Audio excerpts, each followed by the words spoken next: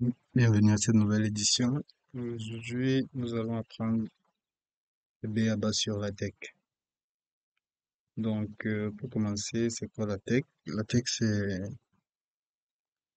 si on peut dire, un système ou alors un langage de programmation qui permet de faire de la préparation de texte. Donc, il ne permet pas de faire de la saisie, mais il permet de faire de la préparation de texte. Donc, la tech est, on peut dire, différent des logiciels que nous avons pour habitude d'utiliser comme Microsoft Word pour la préparation de textes, en ce sens qu'il est plus adapté il est plus adapté pour les scientifiques, c'est-à-dire les scientifiques, il est plus facile à utiliser pour les scientifiques et il est aussi plus facile dans la saisie des équations et pour la réalisation de choses très spécifiques en ce qui concerne les sciences. Donc, il est plus adapté, il est plus convenable d'utiliser la tech pour les scientifiques.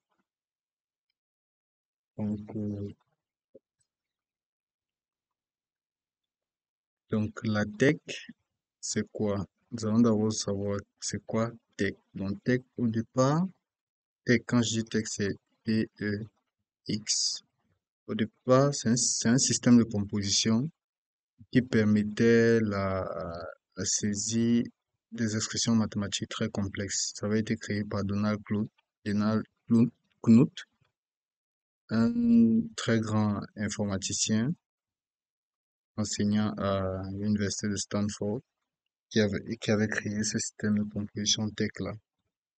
Et cela avait été repris par Leslie Lamport, aussi un informaticien, qui a pu créer un logiciel appelé LaTeX qui permet de faire de la préparation de texte.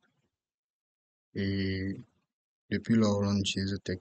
Donc LaTeX, il est l'opposé de la conception que nous avons lorsque nous utilisons Word, qui est le, la conception, je vais te saisir là, W, Y, S, I, W, Y, G, qui signifie What you see is what you get. Ça veut dire quoi? Lorsque je suis dans Word, ce que je saisis, je peux vous ouvrir Word là. Donc dans Word, ce que je saisis, c'est ce que j'aurai en output. C'est ce que je vais prendre. Ou alors c'est déjà ça mon document. OK? Quelles que soient les modifications que je fais ici, à la fin, c'est ce que je vois que j'aurai comme document. OK? Par contre, la tech, c'est pas la même conception. La tech vous dit que lorsque vous voulez vos documents, vous pouvez euh, saisir ou alors agencer plusieurs commandes et à la fin, vous aurez un document. OK? Et ce document n'aura rien à voir avec ce que vous avez écrit auparavant. D'accord? Donc, ce, pour utiliser le logiciel LaTeX, il vous faut déjà installer sur votre machine, si vous êtes sur Windows. Il faut, ou alors si vous êtes sur Linux, il vous faut installer ce qu'on appelle une distribution LaTeX. Donc, une distribution LaTeX, c'est en quelque sorte une grosse bibliothèque que vous allez installer, ou alors un ensemble de packages, ou alors un ensemble de bibliothèques que vous allez installer sur votre machine qui qui comprendra tous les packages que vous utiliserez lors de votre conception ou alors lors de la préparation de vos documents LaTeX. D'accord? Donc, comme distribution LaTeX, euh, vous avez TechLive, TechLive. Donc, TechLive, c'est ceci, c'est une des distributions LaTeX. OK? Vous avez aussi Mipec. D'accord? Donc, Quoi la différence entre TechLive et MikTeX? C'est que TechLive est la distribution complète à texte, c'est-à-dire avec TechLive, vous disposez de tous les différents packages dont vous avez besoin. Donc, il est plus large et il pèse plus. MikTeX, c'est une distribution un peu plus réduite et qui contient moins de packages que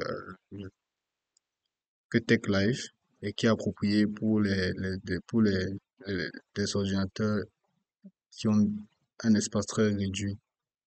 C'est-à-dire, si votre espace n'a pas assez de capacité, vous pouvez juste installer MikTeX et vous pouvez faire de la programmation LaTeX, mais vous devez garder en tête que vous n'aurez pas accès à tous les différents packages que vous pouvez utiliser sur LaTeX. Donc, après avoir installé la distribution TechLive ou MikTeX sur LaTeX, d'accord, vous devez installer un éditeur.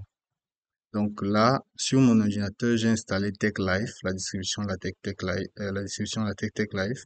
En plus de ça, j'ai installé cet éditeur TechStudio. Donc là, j'ai TechLive, OK, que j'ai installé. Et j'ai aussi TechStudio. TechStudio, c'est mon éditeur. L'éditeur, c'est quoi? Ça n'a, bon, c'est une version améliorée de l'éditeur Windows que vous connaissez tous, Notepad. C'est-à-dire quoi? C'est un environnement sur lequel vous aurez accès à plusieurs raccourcis, plusieurs fonctionnalités qui vous permettra de faire la programmation à la tech plus aisément. Mais en réalité, il est juste une version améliorée de l'éditeur par défaut que vous avez sur votre machine, qui peut être Notepad ou je sais plus trop quoi. OK? Donc, en plus d'une distribution LaTeX, vous devez aussi avoir un éditeur pour faire de la programmation à LaTeX. D'accord? Donc, il y a TechStudio, il y a TechMaker, il y a plusieurs autres éditeurs. Donc, si vous voulez connaître les différents éditeurs, vous allez juste sur Internet, vous tapez éditeur LaTeX et vous aurez accès aux différents éditeurs. Donc, pour commencer, ceci c'est mon interface. Donc, ceci c'est mon environnement où je vais taper mes commandes. D'accord? Vous voyez que ça contient plusieurs options. Là, j'ai le logo TechStudio. Là, j'ai le chemin dans lequel je me trouve. Donc, là, je suis sur un document, d'accord, qui s'appelle Beabalatech. Et là, c'est son chemin, TechStudio. Donc là, j'ai les différentes options, ok, que je peux utiliser pour m'aider à faire ma saisie. Là, j'ai différentes options aussi que je peux utiliser. Donc, ça n'a presque rien de différent avec Word. Là, vous avez accès à plusieurs choses. Mais méfiez-vous, cette chose-là auquel vous avez accès, c'est pas faire du drag and drop comme on a l'habitude de faire sur Word, mais tout ceci, ce sont des commandes. Donc là, il y a beaucoup de choses, mais je ne vais pas m'attarder sur les précisions par rapport à ces choses-ci. Je vais juste vous dire que là, vous avez un bouton sur lequel vous pouvez appuyer pour faire de la compilation. On vous dit, si vous appuyez là, vous compilez votre document. Et si vous appuyez là, c'est pour l'affichage de votre PDF. D'accord? Donc, cette interface-ci, d'accord, ce petit cadre-ci, c'est où se trouve votre fichier source qui est beabalatech.tech pour mon cas. D'accord? Donc là, vous voyez, il y a un disque qui contient un petit rouge là. C'est pour dire, le petit rouge, c'est pour me dire que je dois sauvegarder mon document. Donc si je veux si je fais, si je clique ici, d'accord, ce disque-là disparaît. Ça veut dire que j'ai sauvegardé mon document. Donc au fur et à mesure que vous euh, programmez, rassurez-vous de sauvegarder au fur et à mesure. OK? Et lorsque vous faites la compilation de votre document, cela sauvegarde aussi votre document automatiquement. D'accord? Et là, vous aurez un petit rectangle qui est ajustable, d'accord? Qui vous donnera, comment dire, qui vous donnera le résultat de votre compilation, qui vous dira si votre compilation contient des erreurs ou pas. Ou alors, si elle contient des erreurs, quelles sont les erreurs, ainsi de suite, à quelle ligne, ainsi de suite, d'accord? Donc, là, vous aurez un gros cadre aussi qui contient votre PDF. Donc là, c'est juste un petit espace qui vous dit à quoi ressemble votre document. au fur et à mesure que vous le saisissez. Donc, je saisis ici et j'ai le résultat là. D'accord? Euh, donc, là, vous voyez beaucoup de choses qui, pour un débutant à la tech, ont l'air très bizarres, mais euh, ceci n'a rien d'effrayant en fait.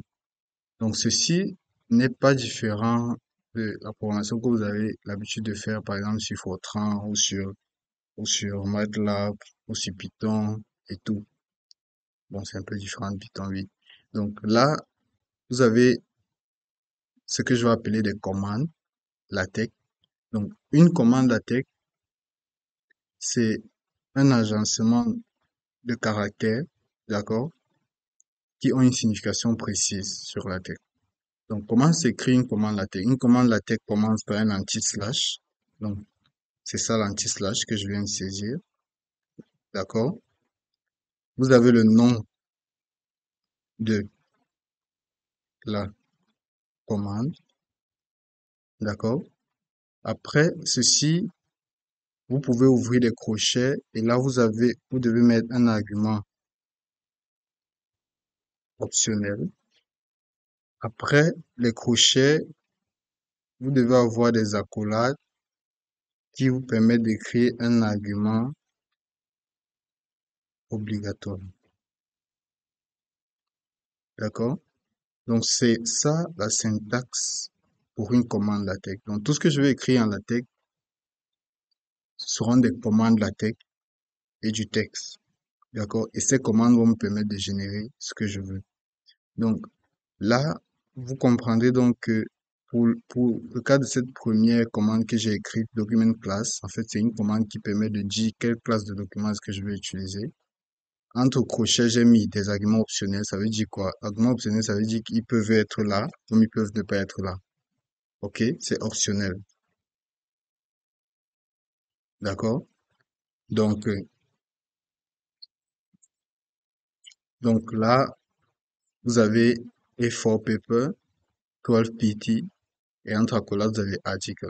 Donc, là, vous avez la commande document class avec l'option A4 paper, 12 PT, et l'argument obligatoire, c'est article. Donc, ça, c'est une commande simplement qui me permet de dire quel est le type de document est-ce que je veux concevoir.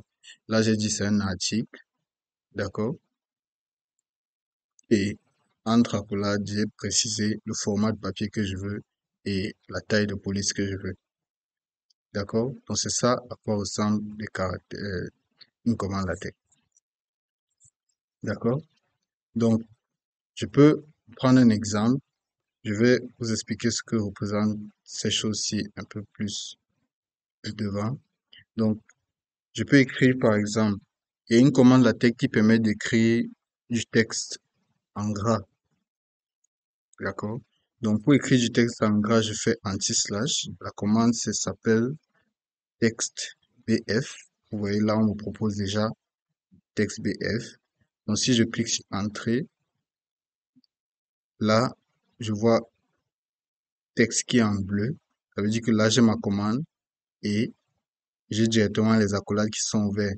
Donc, les crochets ne se sont pas ouverts simplement parce que, généralement, simplement parce que par défaut, l'éditeur ne me permet pas d'inclure un argument optionnel. Mais si je veux inclure un argument optionnel, je peux ouvrir le crochet et fermer. D'accord? Donc là, si je compile texte BF, accolade texte, qu'est-ce que j'obtiens? J'ai ceci. D'accord? Qui est texte en bold ou alors en gras. D'accord? Si je retire la commande et que je compile,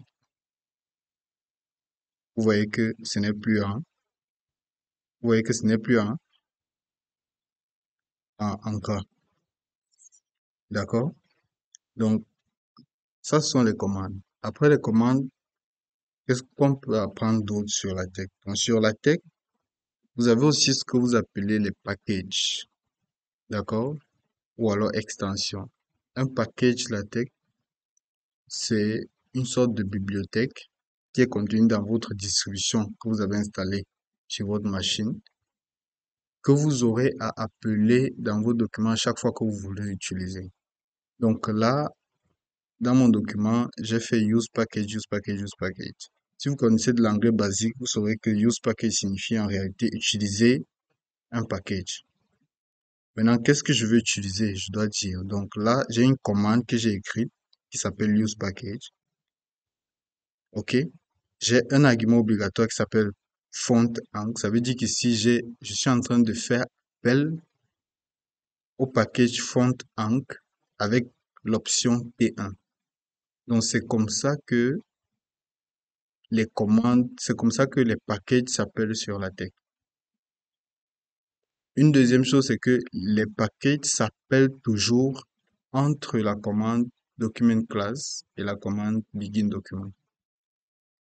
Ça veut dire qu'à chaque fois que je vais appeler un package, je dois me retrouver, à chaque fois que je dois appeler un package, je dois me retrouver dans cette zone-ci. D'accord? Entre begin, document class et le begin document. D'accord? Donc, tous les use packages doivent se retrouver dans cet espace-ci. OK? Donc, là, c'est pour appeler des packages. Donc, de la même façon, vous voyez que j'ai appelé le package Babel, j'ai appelé le package Input Ang, j'ai appelé le package AMSMath. Là, ici, c'est autre chose. Donc, quels sont les différents types de documents que l'on peut avoir sur la tech? Donc, sur la tech, vous pouvez euh, avoir différents types de documents. Vous pouvez saisir des rapports. Dans ce cas, vous aurez à changer l'argument obligatoire de document class. Donc, si je veux écrire un rapport, l'argument obligatoire ici sera report. Si je veux écrire un, euh, un livre, ici j'aurai book. Si je veux plutôt écrire une lettre, ici ce sera letter. Si je veux faire un slide, ici ce sera beam. Donc, sur la tech, euh, lorsque je veux concevoir un document de présentation, j'utilise l'argument beam. D'accord? Donc, on peut donc s'amuser à écrire un petit simple document. Là, je peux me compiler tout ceci. Là, je peux commenter tout ceci. Commenter aussi ceci. Donc, je suis malade. Donc, ça, c'est un document simple sur la tech. Donc, si je compile, donc, moi, généralement, je compile pas en venant cliquer ici. Pour compiler chez moi, c'est F5. Donc, simplement, je fais F5. D'accord? Là, c'est je suis malade. Vous voyez que sur mon document, il n'y a que je suis malade et il y a le numéro de ma page là. Ça, c'est je suis malade. Il y a le numéro de ma page. D'accord? Donc, ça, c'est un document minimal. Donc, je n'ai que document class qui me dit le type de document que je fais. Begin document. D'accord? End document. Je suis malade. C'est tout. D'accord? Donc, ça, c'est comment est-ce que vous pouvez écrire un document simple. Mais en fonction de ce que je veux faire dans mon document, j'aurai à appeler différents packages. Par exemple, si je veux inclure une figure sur mon document, je peux pas juste venir inclure la figure. Je peux pas porter une figure, venir mettre sur mon code là. C'est impossible sur la tech. Donc, je dois écrire un ensemble de documents et appeler certains packages qui me permettront d'importer une figure dans mon document. D'accord? Donc, là, vous avez vu, je dois appeler différents packages. OK? J'ai appelé un package font ank. Voilà. Le document s'est modifié. Là, c'est font ank. OK? Là, il y a un autre package que j'ai appelé le package Babel. Donc, le package font ank, simplement, c'est un package qui permet de gérer l'encodage de fond de tous les caractères que vous aurez à écrire sur votre document. D'accord? Donc, le package font ank vous aidera à faire beaucoup de choses. Il vous permettra de gérer les caractères accentués dans votre document. OK? Et il permettra, lorsque vous avez un output ou alors lorsque vous avez euh, votre PDF, il est responsable de la copie facile euh, de ce qui est écrit sur votre PDF. Donc, supposez, j'écris mon document LaTeX, je le compile, j'ai mon PDF, d'accord? Et sur mon PDF, je veux copier une partie du texte et coller quelque part. Donc, le package front-end s'occupe de la copie facile des éléments sur le PDF, d'accord? Il s'occupe aussi de certains caractères spécifiques, comme les caractères supérieurs ou égal, inférieur, égal, ainsi de suite. Donc, je ne vais pas trop entrer dans les détails de, de ces packages-là, mais gardez juste en tête que ce package front-end est important pour la saisie des caractères spéciaux et pour la copie facile sur votre fichier PDF. Donc, le package Babel, c'est un package qui vous permettra de gérer euh, les règles de typographie d'une certaine langue particulière. Donc, euh, lorsque je fais use package Babel avec l'argument optionnel French, ça veut dire que là, je veux utiliser toutes les règles de typographie française. Donc, ça veut dire que je suis dans le contexte français. Le texte que je veux écrire sur mon document est un texte que j'écrirai en français. Et donc là, toutes les règles utilisées en français s'appliqueront. Package input enc que j'ai appelé ici nous permettra de gérer euh, l'encodage des caractères que j'ai en entrée. D'accord? Ou alors en fait, il permettra de se rassurer que tous les caractères qui sont entrés respectent l'encodage ASCII. L'encodage ASCII, ASCII. D'accord? Donc, lorsque j'ai fait appel à ce package input enc, il va faire en sorte que la machine que j'ai, ou alors il va faire en sorte que mon compilateur reconnaisse facilement, ou alors que mon compilateur traduise facilement les caractères que j'écris dans mon texte en langage compréhensible par ma machine. D'accord? C'est pour ça que je fais appel à ce package input enc là. Là, j'ai le package AMSMath qui me permettra de faire de la saisie des équations mathématiques. D'accord? Là, j'ai title qui signifie titre et qui me permettra simplement d'inclure un titre. Auteur, c'est pour l'auteur. Date, c'est pour la date. D'accord? Donc, là, si je veux remplir mon document et faire apparaître le titre, l'auteur et la date, je dois inclure ici make title. Donc, make title me permettra euh, d'afficher tout ce qui se trouve là. Donc, vous voyez, si je commande make title et que je compile, là, je n'ai que ski, je suis malade, d'accord?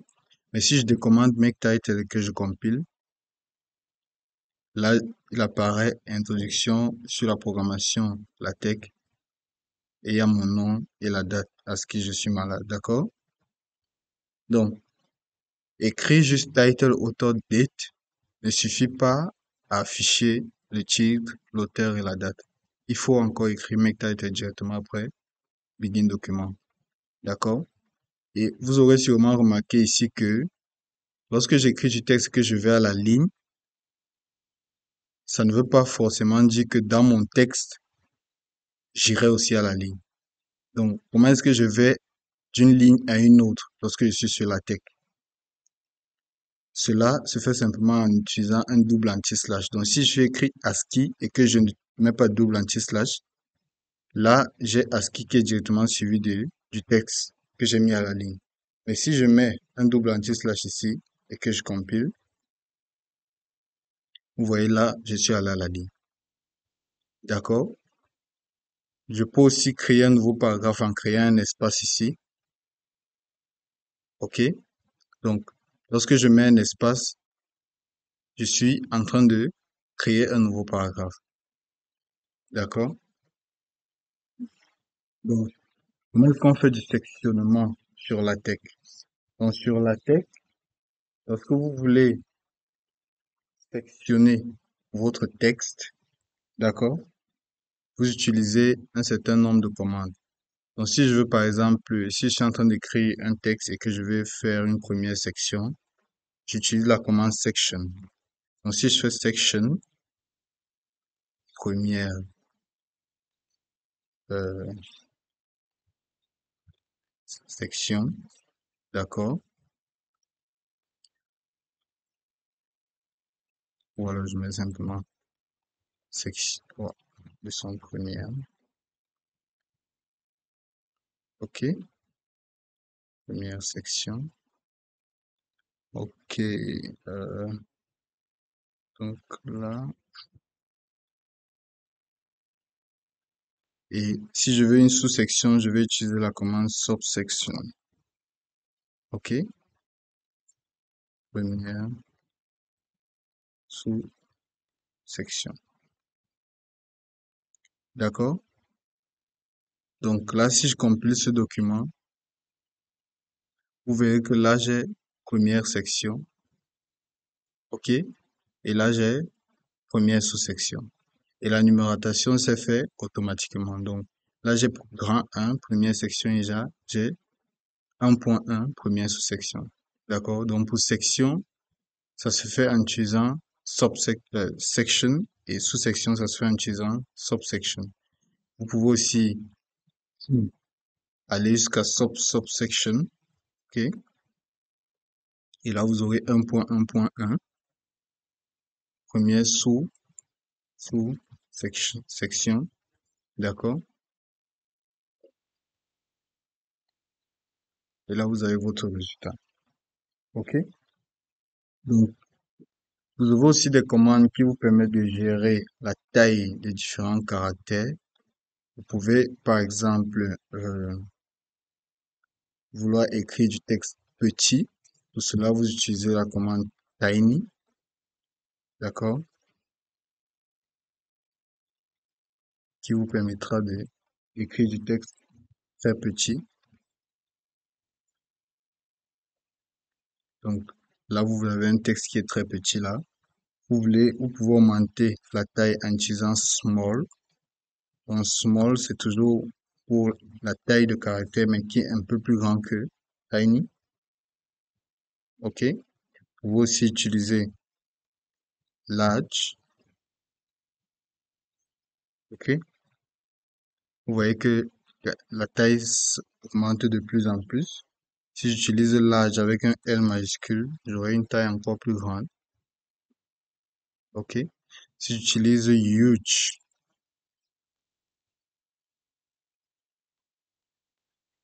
là j'ai une taille bien plus grande. D'accord? Vous avez aussi des styles de caractère. Si je vais écrire un texte en italique, je devrais utiliser le style texte IT. Donc je vais faire anti-slash texte IT. Ceci est du texte en italique. D'accord? Je compile. Donc là, vous avez du texte en italique. D'accord? Commenter ceci.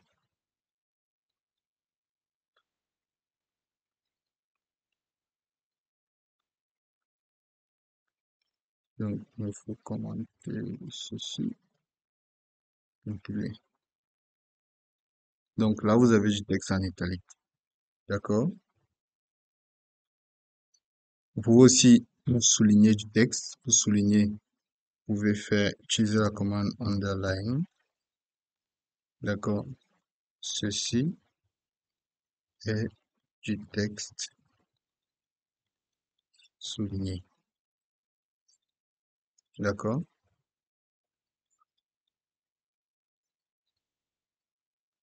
Et là, vous avez du texte qui est souligné. D'accord?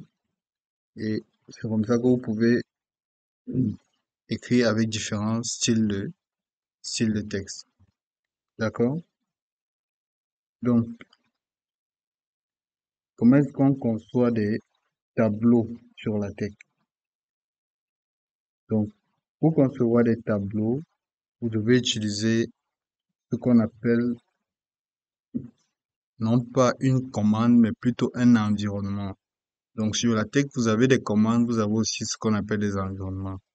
Dans un environnement, c'est une zone de texte qui commence par begin quelque chose et qui finit par end quelque chose. Donc là, vous avez begin document et end document. Ceci est un environnement. Donc, il y a aussi différents d'autres types d'environnements que vous pouvez utiliser. Donc, si je veux euh, écrire un tableau ou alors si je veux dessiner un tableau sur la tech, je devrais utiliser un environnement particulier qui est l'environnement tabular. Donc, je vais faire begin tabular, d'accord, end tabular, d'accord. Et lorsque vous faites begin tabular, ça veut dire que dans cette zone-ci, entre begin et end, vous aurez à taper qu'est-ce qui se retrouvera dans votre tableau. D'accord?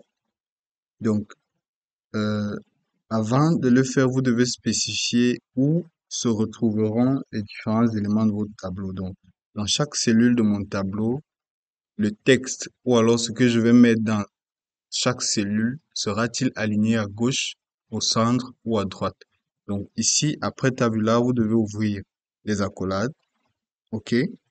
Vous devez spécifier où se retrouveront chaque élément de chaque cellule de votre tableau. Donc, supposez que je suis dans une cellule de mon tableau et que j'ai écrit peut-être la lettre A. Est-ce que je veux cette lettre A? Est-ce que je veux que cette lettre A soit plus à gauche dans la cellule, plus au centre dans la cellule ou plus à droite dans la cellule? Donc, pour cela, je vais utiliser les mots-clés L, C ou R qui signifie left, center and right. OK? Et qui me permettront de positionner les éléments dans chaque cellule de mon tableau. Donc, si je mets C, ça veut dire que là, je suis en train de dire au compilateur qui compilera mon document que j'aurai une colonne la première colonne de mon tableau, tous les éléments seront alignés au centre. Si je mets un deuxième C, ça veut dire que j'ai déjà deux colonnes. Donc, chaque élément, après, dans cette accolade-ci, représente une colonne et me dit où seront alignés les éléments de la cellule de cette colonne. D'accord? Donc là, j'ai CC, C. Donc, ces trois CCC veut dire que j'ai trois cellules. J'ai trois colonnes dans mon tableau. OK? Et les éléments dans chacune de ces colonnes seront alignés au centre. Maintenant, si je veux qu'il y ait des séparations ou alors si je veux que mon tableau soit, comment dire, si je veux qu'il y ait des séparations entre chaque colonne de mon tableau, c'est-à-dire qu'il y ait une ligne verticale qui sépare toutes les colonnes de mon tableau, je dois mettre une barre verticale à gauche et à droite du C. Donc, je dois mettre une barre verticale là, une autre là, une autre là et une autre là. Ça veut dire quoi? Ça veut dire que dans mon tableau, j'ai trois colonnes C, C, C, dont les éléments sont alignés au centre et chacune de ces colonnes sont séparées par des lignes verticales. D'accord? Je vais faire un petit exemple pour vous essayer de voir. Donc là, c'est mon tableau que je suis en train de créer. Donc maintenant, dans cette zone-ci, je mets à proprement dit les éléments de mon tableau. Donc supposez, dans la première lignes de mon tableau, supposez que je veux y écrire 1, 2, 3. Donc j'ai trois colonnes. Je vais écrire dans chacune des colonnes 1, 2, 3. Supposez que j'ai une ligne et trois colonnes. Ça veut dire que j'ai 1, 2, 3 sur une ligne, sur trois colonnes. Donc là, je vais mettre 1, d'accord? Je vais séparer ce 1-ci par un et, ce signe-ci. J'ai oublié le nom, d'accord? Donc ce signe-ci me permettra de séparer les colonnes entre elles. Donc quand je vois ce signe, ça veut dire que le 1 sera dans une colonne particulière. OK? Je mets 2 et là je mets 3. D'accord? Donc ça veut dire que là, j'ai un tableau d'une ligne, trois colonnes. Maintenant, je n'ai pas encore dit à mon compilateur si il doit aussi séparer les lignes entre elles. La preuve en est que si je compile ce document, qu'est-ce que vous voyez là? Vous voyez que vous avez 1, 2, 3 séparés par les lignes verticales, mais j'ai pas séparé les lignes. Donc, si je veux séparer les lignes entre elles, là, je dois faire un hline. Donc, je dois écrire une commande qui s'appelle hline, qui, cette commande, ben, euh, simplement me mettra une ligne horizontale au-dessus de 1, 2 et 3. Donc, si je compile, vous voyez qu'il y a une ligne qui s'est inclue là. Et si je veux une ligne en dessous aussi, je fais un autre hline ici.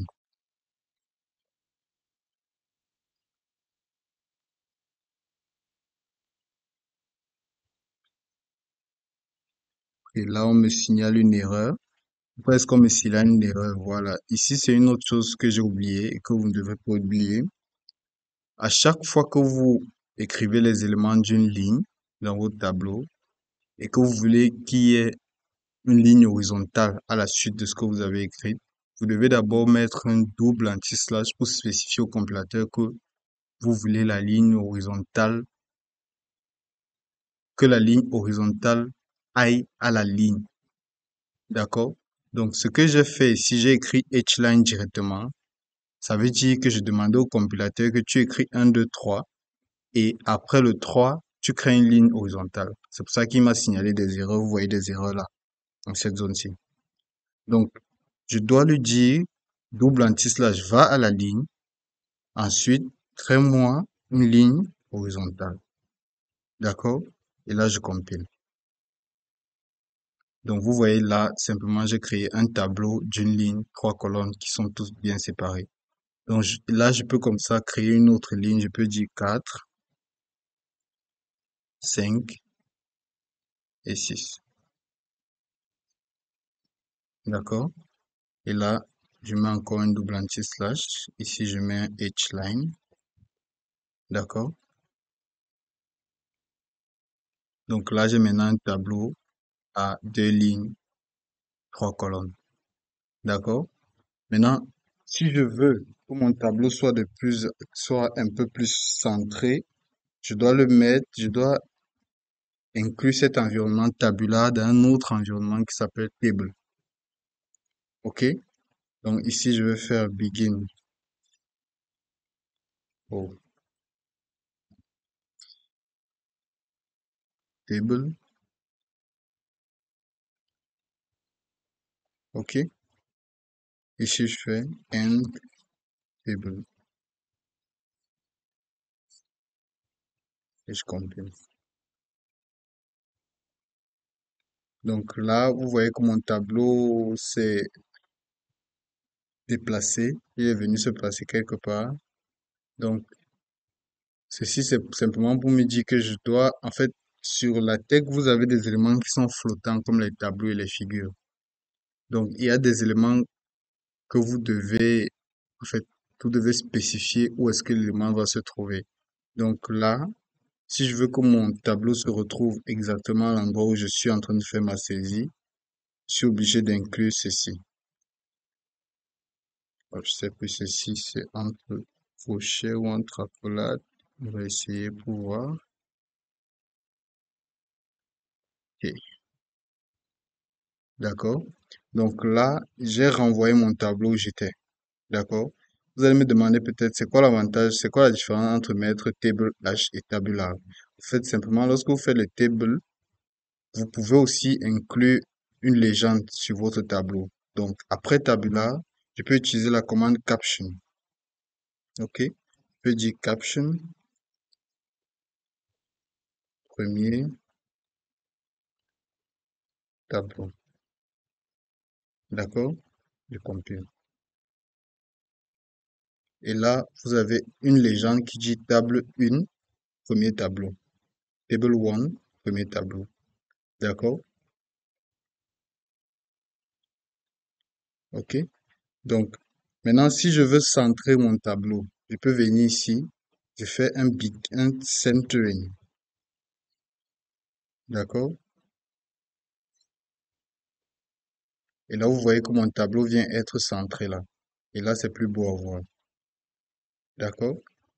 Vous pouvez, donc, c'est comme ça que plus vous apprendrez, plus vous voyez que en utilisant, en maîtrisant les commandes LaTeX, vous pourrez mieux gérer vos documents et vous pourrez faire beaucoup de choses dont vous avez toujours rêvé faire lors de la conception de vos documents et que vous ne pouviez pas faire ou alors qui étaient plus difficiles sur Word.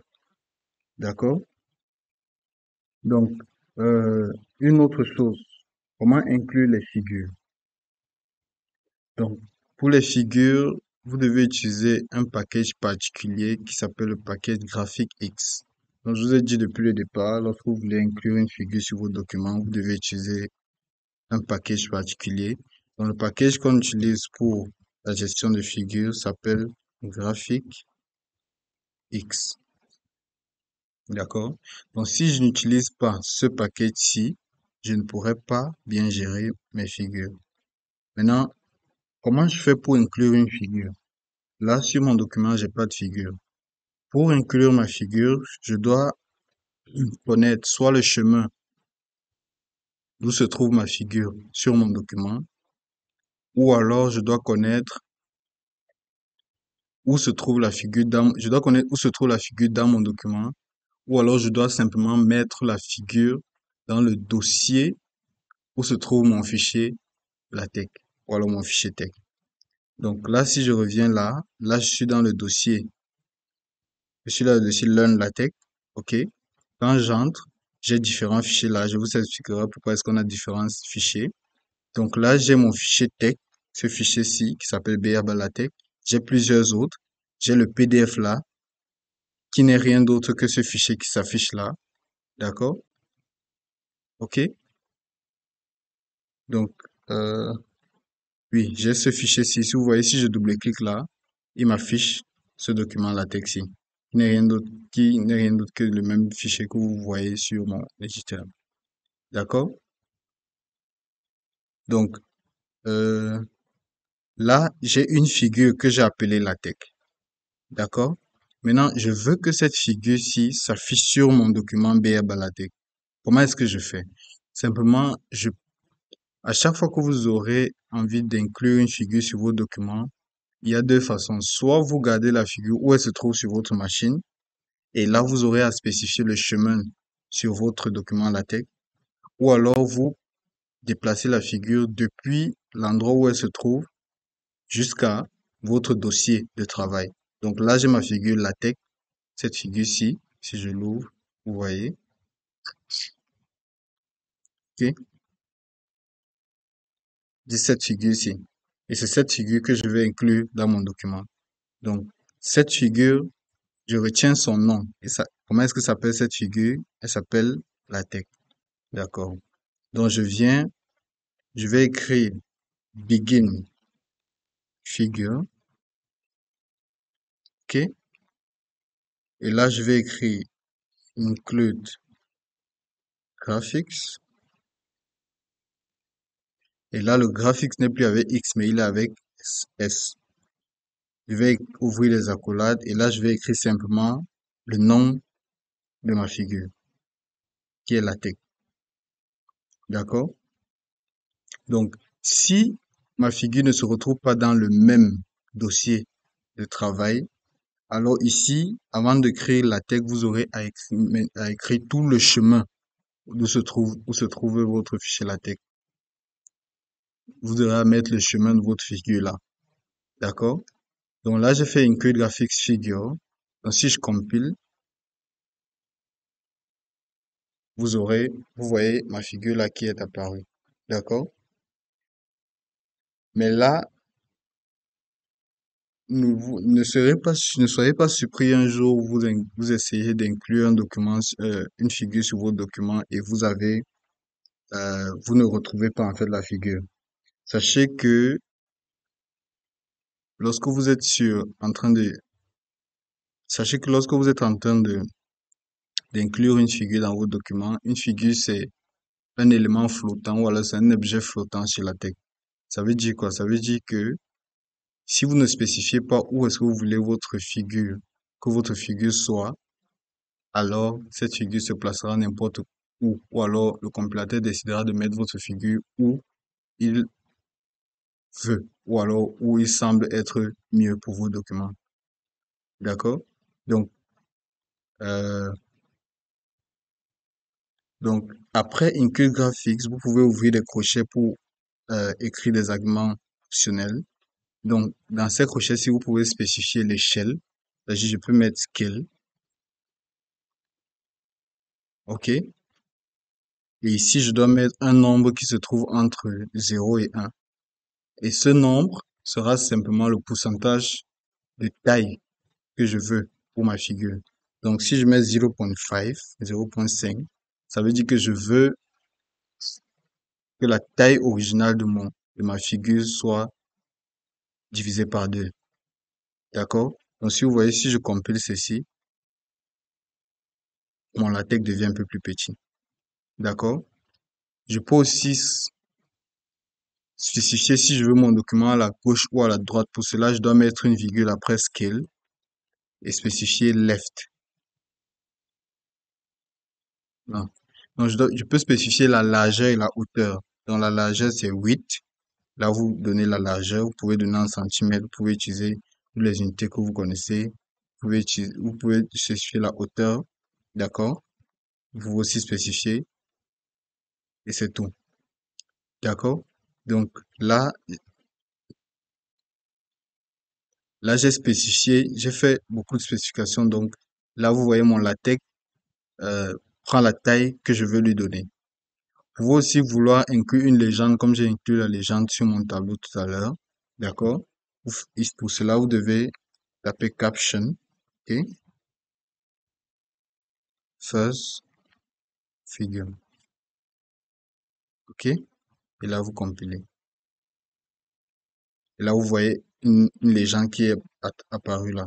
Mais en fait, ce, cette figure latex, cette figure latex et cette légende sont reliées, mais la figure est un objet flottant, il ne se place pas exactement au centre. Donc, si je veux centrer ma figure, ici, je peux mettre centering.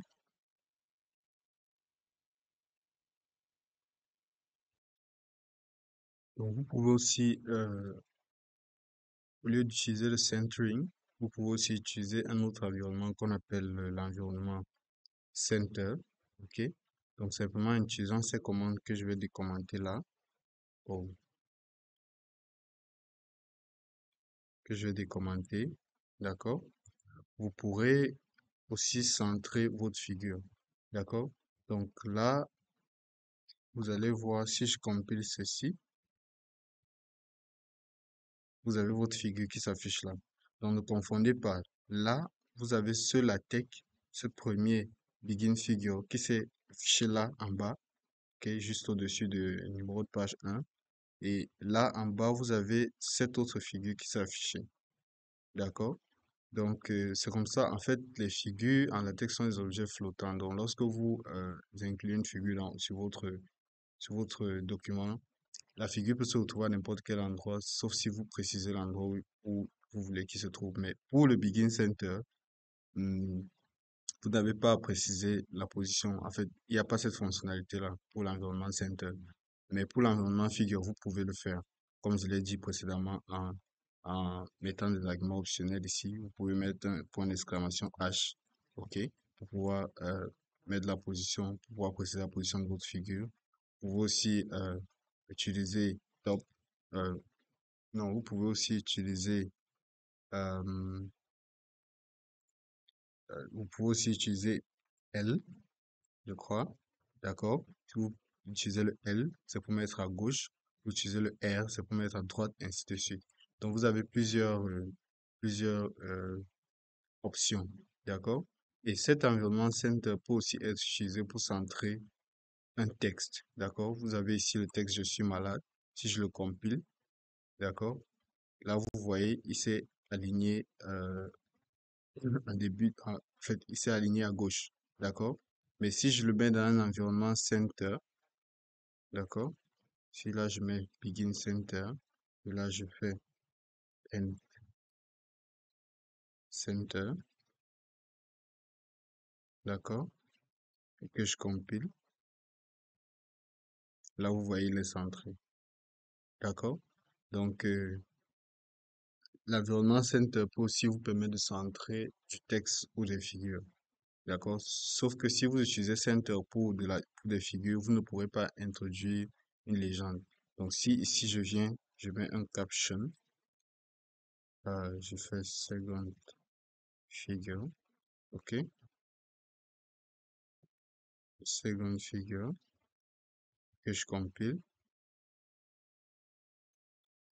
Là, il y a un problème.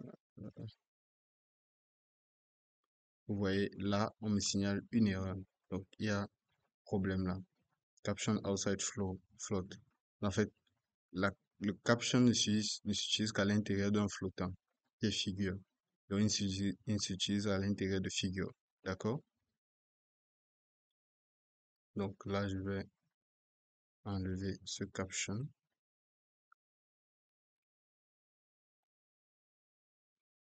D'accord? OK. Une dernière chose que je voudrais vous dire avant de clôturer cette vidéo, c'est qu'en est-il des fichiers qui se créent lorsque vous faites de la programmation à la tech? Donc là, vous avez plusieurs fichiers qui s'affichent. Il n'y a pas seulement mon PDF et mon fichier source, mais il y a d'autres fichiers. Donc, ce fichier-ci qui a l'extension .aux, c'est un fichier qui contient les références et les liens qui sont sur votre document. D'accord? Ce fichier-ci, c'est un fichier qui a l'extension .log. D'accord? Il contient toutes les sorties de votre document. D'accord? Il contient tous les messages qui sont renvoyés lorsque vous faites la compilation de votre document, à savoir les erreurs ou alors les avertissements, etc. D'accord? Ce fichier-ci, c'est un fichier .synctex, d'accord, qui permet la synchronisation entre votre fichier source et votre PDF. Donc, lorsque vous êtes dans votre éditeur de texte et que vous voulez par exemple switcher ou alors vous voulez vous déplacer directement d'une ligne spécifique de votre fichier source vers la ligne correspondante de votre PDF, si votre éditeur de texte est adapté à cela, alors ce fichier-ci vous aide à pouvoir faire cette transition-là. Donc, de pouvoir switcher de votre fichier source vers votre fichier PDF ou de votre PDF vers votre fichier source plus facilement. D'accord? C'est ce fichier-là qui est responsable de cette fonctionnalité-là. D'accord? Là, vous avez la figure que j'ai incluse. Euh, Là, j'ai le fichier source, là, j'ai mon PDF. D'accord? Et en fonction de ce que vous faites sur la tech, quand vous allez être plus expérimenté en la tech, vous verrez qu'il y a d'autres types de fichiers qui peuvent se créer ici. Donc, il y a les fichiers .bbl qui sont des fichiers dus à la bibliographie. Il y aura des fichiers .toc qui signifie Table of Contents, qui est responsable de lorsque vous voulez inclure lorsque vous voulez inclure une table de matière dans votre document. D'accord? Donc, il y aura plusieurs autres types de fichiers qui se créeront en fonction de ce que vous ferez plus tard sur la tech. D'accord? Donc, étant donné que ceci n'est qu'une vidéo d'introduction, je vais vous laisser ici et je vous dis à bientôt pour une nouvelle vidéo où on apprendra des choses un peu plus avancées comme la saisie des équations en LaTeX, comment faire du dessin en LaTeX, euh, comment, je sais pas trop, comment faire du wrapping en LaTeX, comment euh, Qu'est-ce qu'on peut apprendre d'autre? Comment, par exemple, concevoir euh, un examen ou alors comment concevoir, comment on appelle, un sujet d'examen sur la tech un peu plus facilement. Comment concevoir une correction d'un sujet sur la tech. On peut apprendre des choses comme ça. Donc, il y a beaucoup d'autres choses que vous avez à apprendre sur la tech. D'accord? Donc, je vous dis à bientôt pour une nouvelle vidéo.